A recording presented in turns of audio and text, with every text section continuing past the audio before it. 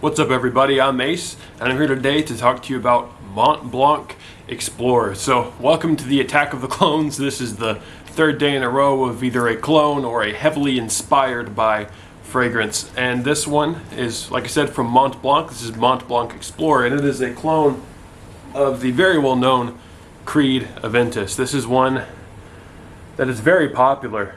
Basically, this is referred to lovingly as the king of fragrances, and what people mean when they call Creed Aventus the king of fragrances is they mean that if you want to wear a fragrance every day that is like your signature scent that you can wear anywhere, anytime, and just have one fragrance, Creed Aventus is probably the best, most high quality, most mass appealing fragrance you can get that can do that for you, that can be that daily driver, wear it every day, you're either your one fragrance or your signature scent. That's what Creed Aventus has always been known as being the best for. The problem with Creed Aventus, of course, is that it is extremely expensive. Creed Aventus in a full bottle goes for as much as, and this is a 50 ml, this is the half size bottle. The full size bottle of this goes for upwards of $200, like $250, even $300 for discounted. Retail, it's even more expensive than that. So obviously this is a heavily cloned fragrance because it's very popular, it's very versatile, it's something that people love, but it's super expensive. So it's obviously heavily cloned, and one of the best clones or best fragrances inspired by it is, in my opinion, Mont Blanc Explorer. So I'll just go ahead and say Mont Blanc Explorer does not smell identical to Creed's Aventus. In fact, I would say that in a lot of ways, Mont Blanc Explorer is a better fragrance for a beginner, for a relatively new person to fragrance. Mont Blanc Explorer, even if price were no object, I would say is potentially better because it's a little bit, it doesn't have that smoky characteristic. It's a little bit more mass appealing, and that's something that I think a lot of people in the community agree with me with, that Mont Blanc Explorer is extremely mass appealing. So right off the top, you get a heavy dose of bergamot from Mont Blanc Explorer, whereas in Creed Aventus you get a lot of that pineapple, and along with the bergamot. So the opening is very simplified from Mont Blanc Explorer, but it definitely smells very similar to Creed's Aventus, because Creed's Aventus has a very distinctive and a very potent bergamot note in it, and that's the note they're borrowing in Mont Blanc Explorer. But the thing about it is, and the reason this is not really going to go much more into the clone part of it, is that once it gets past the first hour or so of Explorer, it doesn't really smell like Aventus anymore. After that first little bit, it really does do its own thing. So it really isn't going to be a clone review. I'm not really going to be comparing it to how close it is to the Creed, because it's not close enough for it to matter. But the thing is, just as a fragrance on its own, I think it's great, especially for the value proposition. And I'll go ahead and tell you what that is. Man, it's under $40. You can get this for under $40 for a full-size bottle, and this is a very durable bottle. I like this bottle style because it feels like something that you could take around with you, put in your backpack, have in your car, and this is not something that's going to break easily. Like you could drop this and it's not going to break. I really like this bottle style, and very heavy-duty metal cap and a very thick glass construction there. And I think a very classy-looking design as well on the whole thing. I think it really is quite nice looking, and like I said, pretty durable, and I like that about it because it is meant to be, I think, that daily driver type fragrance. And you can dress it up too, but I think it really is meant to do that. So I'll get into what does it smell like? Why is it so good? What does it smell like? Well, like I started off saying, it starts off with that bergamot note.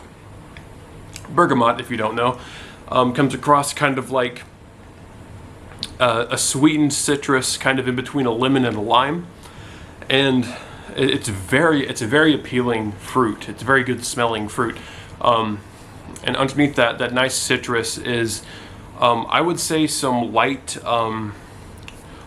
masculine floral notes and some aquatic undertones from some ambroxan. Ambroxan, if you don't know, is a synthetic aquatic note, and under that some very masculine leather.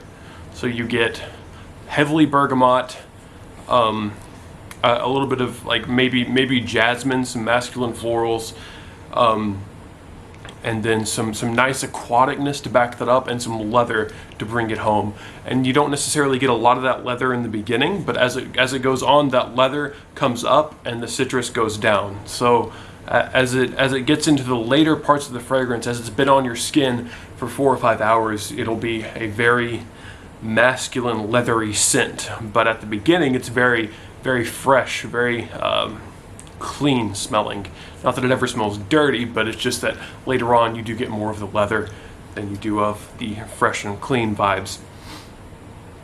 So I think that makes this a pretty appealing fragrance, and I will say this one definitely leans heavily masculine. This is not one that I think many women would be able to pull off. This is heavily masculine, but if you're a woman and you like it and you want to rock it, you go for it. But I think for the most part, most men are going to gravitate towards this one heavily. And it is marketed towards men, but a lot of the times things marketed towards men are actually unisex. In this case, I would say this is actually a very masculine fragrance. And that just comes down to that leather. That leather note is it's not strong leather, but it is a very masculine suede leather. I would even say that the leather in this reminds me of the leather in Tom Ford's ombre leather, if you're familiar with that at all. Tom Ford's ombre leather is a toned down, semi-mass appealing leather fragrance. So I'd say that's a good thing to emulate. So to me, Mont Blanc Explorer is almost like if you took the opening of Creed's Aventus and the dry down of Tom Ford's ombre leather and smashed them together into a very affordable package. And really, in a lot of ways, that's taking the best parts of two very high quality and very good mass appealing fragrances. Tom Ford's ombre leather, the thing that its leather element is, seems to be inspired by, is known to be easily the most mass appealing leather fragrance out there. Now, leather can be an off-putting scent sometimes, but ombre leather is the one that's known to make that not the case. With ombre leather, it is actually a mass appealing take on it. So I think it's potentially really cool, and it's not something you're going to smell out on the street a lot. Now, Creed's Aventus is fairly popular now, at least in FragCom, but out there in the wide open world, there aren't many things that smell like it, and that's part of why it is so popular here in the fragrance community, is because out there in the wider world, there aren't many designer fragrances that smell like it. But this one is the one. This one is the designer fragrance that is making it widely available. So, long story short, should you get it? Yes. It's about $30 to $40 for what is easily a niche-inspired fragrance. It smells much more expensive than it is, and it's well worth the money. The kind of performance you can expect from this would be in the 8 to 9 hour range for longevity, and I would say moderate projection. So I would not call it beast mode, but I would call it good. It is a good performer, good longevity, good projection. On both counts, it's a good performer. And especially for the money you're paying, it's an excellent performer. It can be hard to find fragrances in that $30 to $40 price range that do actually perform, and this is one that I think is great. So I'll go ahead and say I feel like for a new person to fragrance, this is easily a 10 out of 10.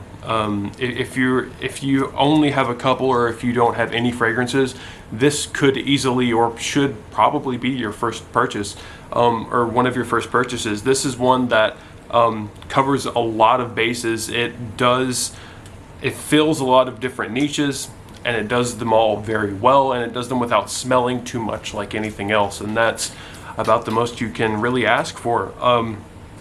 It's a designer. It's on the more inexpensive side of designer fragrances, while smelling like something that's on the higher end of niche fragrance prices, which is a confusing way to say that I really think it's a great value for money, and you guys should pick it up if you can. And even if you already have a collection and already own Creed's Aventus, I feel like this one can be a good replacement for it in situations where you don't necessarily want to wear a $400 retail fragrance. Because a lot of times you don't want to wear a $400 retail fragrance when you're just going and hanging out with a couple friends or doing something casual. You don't necessarily want or need a ridiculously expensive fragrance, and I think it's very good for that role. So it does kind of fill the niche of a Creed Aventus clone, even though I would not actually call it a true Creed Aventus clone. So that's about all I have for today, guys. Thank you guys for watching, and you guys have a great day.